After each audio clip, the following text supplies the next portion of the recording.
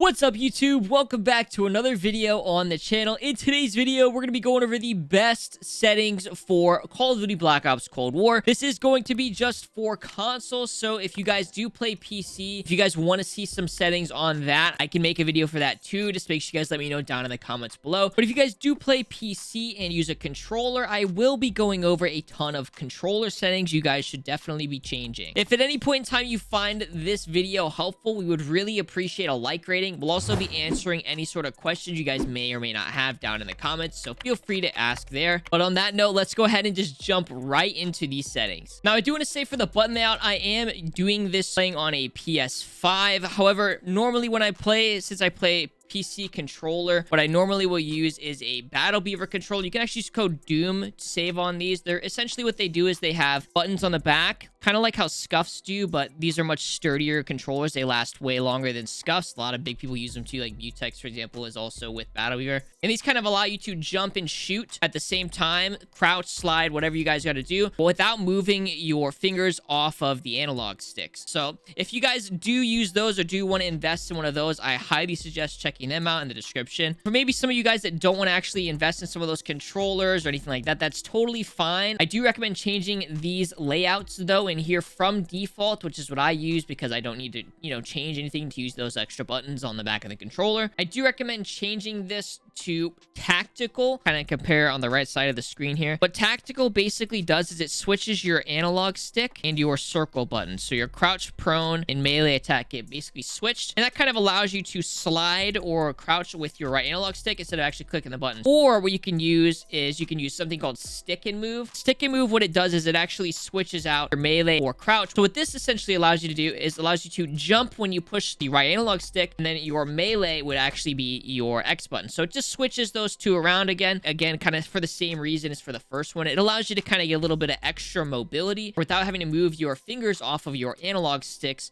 allowing you to kind of be more accurate and mobile at the same time. I do also recommend flipping R1 and L1. Those of you guys on Xbox, it's LB and RB, I believe. Switching your L2, R2 with those two buttons. So you would turn this on to flipped. This basically is going to switch your fire from these larger buttons to these smaller ones on top of the controller. They just feel a lot more responsive when you go to aim in and shoot at people, as opposed to having to like pull down super far on a trigger to actually shoot somebody. So those are a couple settings you guys can change to try to improve if you guys, again, don't want to invest in an expensive controller. These Battle Beaver controllers also do come with a similar feature to take that, I guess, if you will, responsiveness to another level when it comes to L1 and R1 and R2 and L2. And basically what they do is they put in mice clicks for the back buttons on the controls. Basically, when I click this right here, that tiny little press, it's a mouse click. So like imagine clicking your mouse on your computer. That is the buttons that I have on the back of my controller. It puts you on that same kind of level with mouse and keyboard players when it comes to allowing you to shoot and react as fast as they do on their mice. And again, if you don't want to do any of that, you can just change this flip setting to flipped. One quick tip here about sensitivity, it does start you out at 4.4 and then 1. I honestly recommend starting out at 6.6 and then leaving these two at 1 and seeing how that feels. You can always jump into a custom game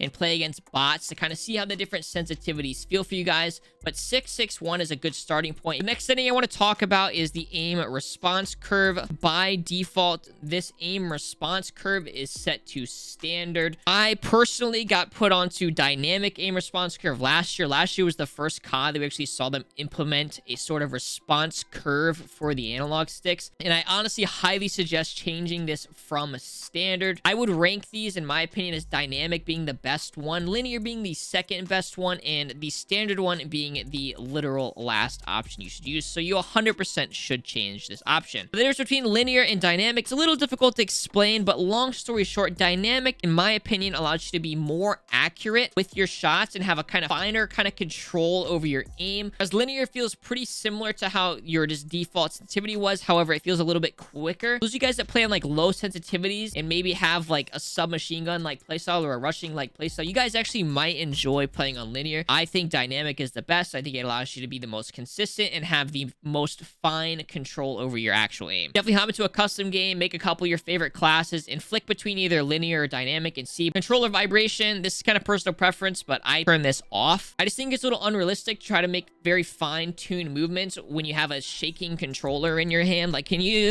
imagine, like, you know, I just that's a little exaggerated, right? But I know some people like the feel, but I really don't think it's worth it. The trigger effect, I don't think the Xbox has a similar setting to this, so just turn that off if you're on PlayStation 5. For the gameplay settings, there's really not a whole lot you should change. Onto the advanced settings. These are some of the, I'm actually going to go ahead and change these back to the default values. These are probably the most important settings when it comes to using a controller on this game. This is equivalent to the Deadzone setting that we saw last year in Modern Warfare. Now, the Deadzone by default is at 20 for both the left and the right analog stick. It's nice to be able to actually change the different thresholds or dead zones for each analog stick. I recommend dropping down your left stick minimum threshold to about 5. I think 20 is way too high. And for those of you guys that don't really understand what this is exactly doing, let's just say, for example, right, the distance from the middle of your analog stick to the far right in the analog stick, the maximum distance you can push it is from 0 to 100 all the way over to the right. Basically, what this setting is saying, you have to push this to the value of 10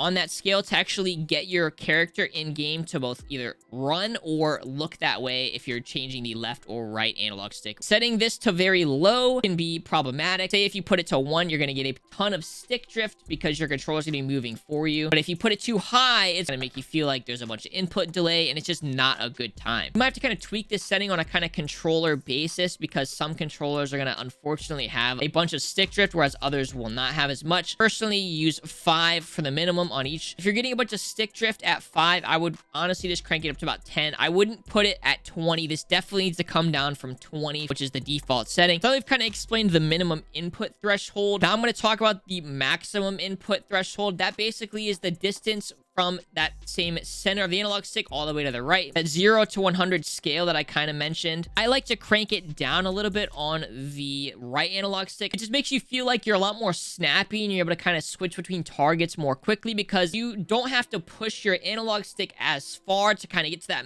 if you will, max rotational speed or looking from left to right. It really does make your sensitivity feel much more snappy, whatever sense you play on. I really recommend switching your right one down even just a couple of notches, regardless of whatever sense. It's not like changing your sensitivity and it's not going to take you forever to get used to it. It's going to just instantly feel way more snappy. I promise you will like it. Try it. You can also tweak this on the left stick if you want to move quicker. I know a couple of people that do drop this down to like 70, 80 to get to kind of that max running speed or max movement speed quickly. It probably doesn't make a huge difference. We're probably talking on like the scale of milliseconds here, but that is a thing too that you can tweak and try out. Controller sound off, auto move forward. Sprint behavior, you want to leave on the default setting of toggle. You sprint cancel reload, you can turn this on if you want. I personally don't think it's worth using it, but there are some people that do prefer to have their sprint actually cancel their reload. That way, for example, if you're in a gunfight and you start reloading, you can just click the sprint button and it'll cancel your reload. So you can immediately stop reloading and shoot. Parachute auto deploy, you should definitely turn that off for the same reason kind of last year. A lot of these settings don't hold too much weight now, but when Warzone actually comes out, these settings will be already configured for you guys. Equipment behavior, I like to use hold, tap to interact. I just leave it on the default of tap to reload. And now onto the graphics settings. So for the graphics settings, you do want to make sure your brightness is configured correctly. If you do feel like you're struggling to see people, just crank it up like another 10. Next, for the field of view, I highly recommend playing on around 100. I personally play on 120 on PC, but I know this causes like some frame issues and stuff like that, especially on the older gen consoles. 100 is a pretty good area to leave it in, especially if you, again, play on those older consoles. There are a couple of rumors going around saying that anytime you crank it above like 100 or 105, it makes you lose aim assist. I don't know how true that is. I honestly, though, just think 100 is probably the most balanced, if you will, point to leave it in. So I really wouldn't change it from that. ADS field of view, you should probably play on affected. It makes you feel like you have slightly less recoil. If you don't like the kind of zoomed out feel and you feel like you're struggling to see people when you aim down sights, feel free to flip that back to independent. Basically, what that's going to do is going to make you have your original field of view or your 60 field field of view when you aim down sights, so it might make it a little easier to see people from far away. But I think that kind of perceived visual loss of recoil that you get by putting on affected is a little bit more beneficial. Ray tracing, you definitely need to turn that off if you guys are using that, whether you're on PC or console. And then for motion blur, you need to turn off motion blur. It makes your screen blurry. It literally makes it harder to see people. I don't know why they keep trying to force this setting on us, but it's on by default and you all need to turn it off, like 100%. It makes it 10 times easier to see people when half of your screen isn't fuzzy when you're trying to check all the corners running through the map. I do want to touch on as well for these graphic settings, the colorblind modes. You can actually go through and actually select down to the color what colors you want your team to be, your party members to be, the enemy to be, and so on. It's actually really convenient. I leave everything on the default settings, but if you guys want kind of a more, if you will, kind of contrast with the in-game environment, making it very easy to see people. Next, for the audio settings, I'm gonna go ahead and crank through these really quickly. The audio presets, I like to use the high boost setting. Again, I just felt like that kind of added to my ability to hear footsteps, but feel free to try any others and let me know what you think. Hit marker sound effect, definitely leave that on default. For the interface settings, you want to leave pretty much everything on default. There really isn't much things you need to change in here. And lastly, I just want to touch on this in the account settings. You can actually turn off your friend request notifications and your party invite notifications. They're kind of annoying. They do pop up kind of like right where my face cam is when you're in a game. I sometimes would accidentally click them, I'm not gonna lie. Or maybe if you have like a couple of like dickhead friends, they just like to spam you with invites, stuff like that when you're in a game. You can turn that off in these settings here. And that is actually going to be it. Hopefully this was a thorough enough guide for you guys. Hopefully it kind of gave you a couple of ideas and a good starting point for a lot of your settings you should change. Again, if you guys have any questions, feel free to leave them in the comments. I'm going to be replying to them. You can also tweet us if you want. My Twitter is KingProdigy TV. Feel free to ask me any questions there too. I try to get back to everybody that responds, so feel free to use me as a resource too. Thank you guys again for watching, and I hope you guys have a fantastic rest of your day.